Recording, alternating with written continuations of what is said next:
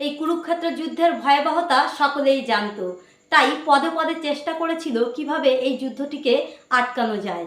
সবার প্রথমে দ্রুপদের এক ব্রাহ্মণ হস্তিনাপুরে এলেন এবং কুরুবংশের সকলকে বললেন পাণ্ডবদের মধ্যে এই জমি ভাগ করে দেওয়া হোক এবং পাণ্ডবদের কাছ থেকে যা যা কেড়ে নেওয়া হয়েছে সেগুলো ফিরিয়ে দেওয়া হোক। একথা শুনে ভীষ্ম, দ্রোণ, ধৃতরাষ্ট্র প্রচণ্ড খুশি হলেন এবং বললেন পাণ্ডবরা যদি আমাদের সাথে মধ্যস্থতা করতে চায় তাহলে তো ভীষণই ভালো কথা। কিন্তু কর্ণ কোনো রকমভাবেই একথায় রাজি হলেন না, তিনি যুদ্ধ চাইতেন। তিনি দুর্যোধনকে আরও উচকে দিয়ে বললেন যে আমরা কি কাপুরুষ নাকি, আমরা কি যুদ্ধ করতে পারবো না। ভীষ্ম কর্ণের একথায় রাজি হলেন না এবং কর্ণকে বোঝাতে চাইলেন। এরপর হস্তিনাপুর থেকে দূত হিসেবে সঞ্জয় চলে গেলেন উপপ্লব্য নগরীতে পাণ্ডবদের বোঝানোর জন্য।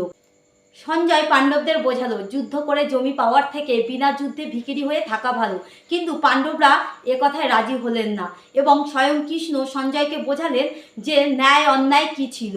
সেখানে ভর রাজসভায় দ্রৌপদীর অপমানের কথা তুললেন এবং সঞ্জয়ের চোখে আঙুল দিয়ে দেখিয়ে দিলেন কৌরব বংশ পাণ্ডবদের সাথে কী করেছেন।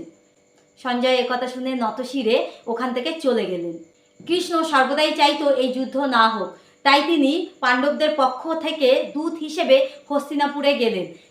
রাতে কৃষ্ণ দুর্যোধনের ওখানে না থেকে বিদুরের কাছে ছিল এবং ওখানেই আহার গ্রহণ করল। হস্তিনাপুরে গিয়ে কৃষ্ণ সকলকে বোঝালো যে কৌরবরা কিভাবে পাণ্ডবদের সব কিছু কেড়ে নিয়েছে। ভালো হয় যদি পাণ্ডবদেরকে তার প্রাপ্য জিনিসটি ফিরিয়ে দেওয়া হয়। দুর্যোধন যখন বুঝতে পারলো কৃষ্ণকে কোনোরকমভাবেই রাজি করানো যাবে না এবং কৃষ্ণ হয়তো আমাদেরকে ধরে বেঁধে পাণ্ডবদের হাতেই তুলে দিতে পারে, তাহলে সব থেকে ভালো হয় আমরাই কৃষ্ণকে বেঁধে রাখি।